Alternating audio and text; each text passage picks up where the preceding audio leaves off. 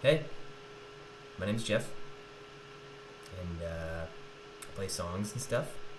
It's pretty cool. I'm also pretty big into the guitar, and so I thought it could be cool to kind of show you some of the things that I think about while I'm playing these tunes, and basically to share my genius, because that's what I am. All right. Yeah. It goes like this. You can't just play the same chord voicings for every style of music, for every type of situation. Each style and each key has a specific set of voicings that would, be called appropriate. So generally, they're not what like the beginner chords that you see. If you look up, G chord on Google, you'll get something, but I probably won't play that voicing in most contexts because I don't think it's appropriate. Now, other styles of music would play that, like especially bluegrass. They're gonna play that B string open. So yeah, if you know what I'm talking about, then you're way ahead of the game. So we're gonna start with the key of C because that's what we're gonna do. And the first way, you want to make all of these chords sit well together, and that's what the voicing is kind of about, and it needs to be easy to play and sound like consistent and smooth and delicious. So play X. By X I mean mute the string with your thumb, and then you're going to play the third fret with your third finger, second fret with your second finger. You can have an open G string.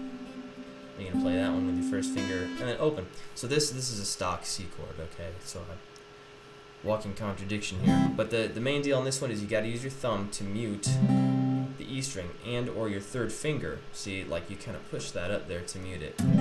Tricks of the trade! Now you mute that so that when you strum, you can strum all 6 strings and it has an even sound. Okay, so now let's look at the 4 chord. The 4 chord is F.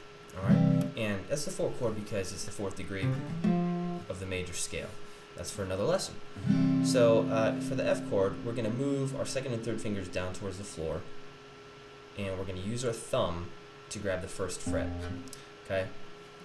Now this is an F major 7, which would be appropriate for, I mean, if it's buried in the mix, it's always appropriate, but for, like nice sounding, pretty acoustic songs, major 7 on the 4 chord, always a win, in my opinion.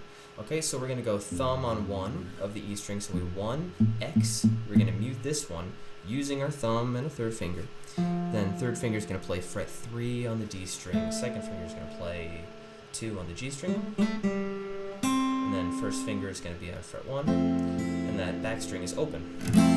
So if you watch the switch between these. So what sounds nice is that the G string and the E string, and you see, are they're always ringing out across the chords, and people's mind, they hear that, and it helps connect the chords together. All right, so we now have C and we have F. Now let's take a look at the 6th chord, which is A minor. We're going to use our thumb to mute the E string.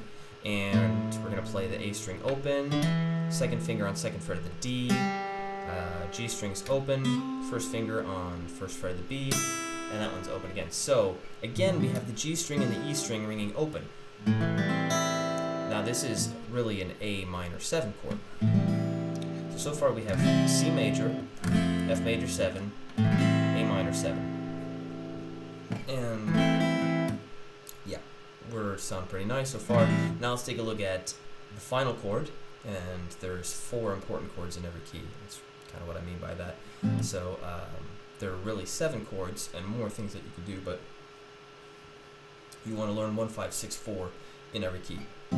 Another lesson. So let's take a look at G now. So from the A minor chord, we're going to play 3 with our third finger, 2, 0, 0, first finger, so this is really a G suspended, and then our pinky is playing that. And then you do and everybody's like, oh, nice one. So you go, yeah, and then people love you for it. Or you could just jump straight to that with the open third. It's your choice. And I mean, it's not really a choice you can just do whenever. Like there are certain, so it's something to think about. Experiment with it and see how it sounds and how it affects, especially the melody, because you don't want to clash with the melody. Now let's take a look at some advanced moves, which would be like the fills and stuff. And every set of chord voicings has a certain amount of fills and noodles that are easy to acquire. So with here we've got this one. It's called a hammer-on. And so as you play the chord, you can do that. And then you can do the same thing on the next string. So you leave these two fingers here, and then the middle finger is going all crazy. Just another day in the life, middle finger. Alright, now we're going to use our pinky on the 3rd fret of the B string. Alright. And we can also use our pinky on the E string.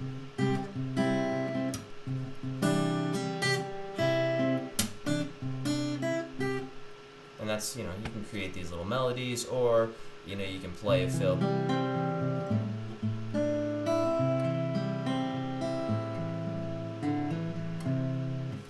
Stuff like that. Okay, so there's on the C chord. Now, if we go to the F, we got the same thing with our middle finger. That's the big one for F that everybody uses. You also have the pinky here again. So basically,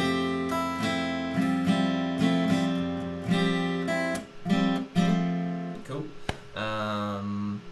Now let's go with the A. This time it's your 3rd finger doing that hammer. You can also use and your pinky. So like they all kind of, because it's the same key, they all share these. It's all the same notes, but you're gonna use different fingers because of the different voicings that you're using.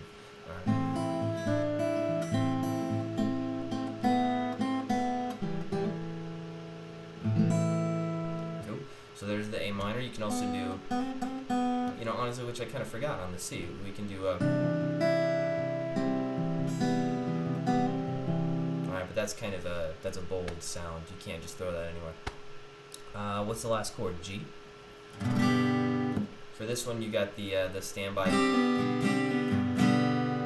And I mean, you could do this, which is your 2nd finger on the A string.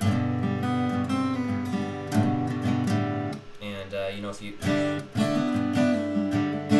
those are more like G voicing fills. So that's pretty much it. So let's take a look at a progression using these voicings and then like some different fills. So, 4 chord.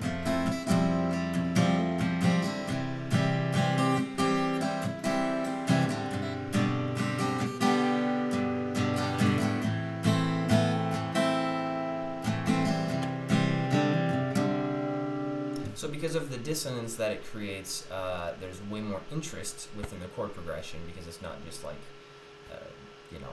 people would describe it as bland if you don't put any of that tension in there.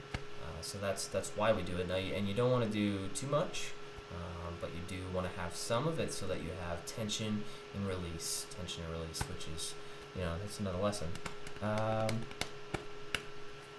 pretty much it. Each one of the the guitar has important keys, like C is an important key, G, E, A. Those are the ones that are very easy to play on the guitar, and so we'll go through some of these other chord voicings, and you can play all of your favorite songs, like is that Kings of Leon?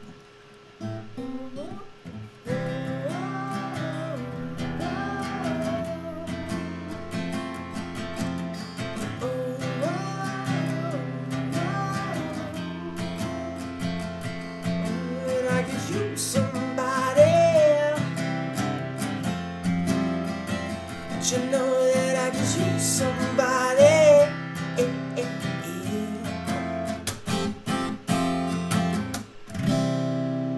Cool. So there it is. That's music. Thanks for checking it out. Thanks for listening.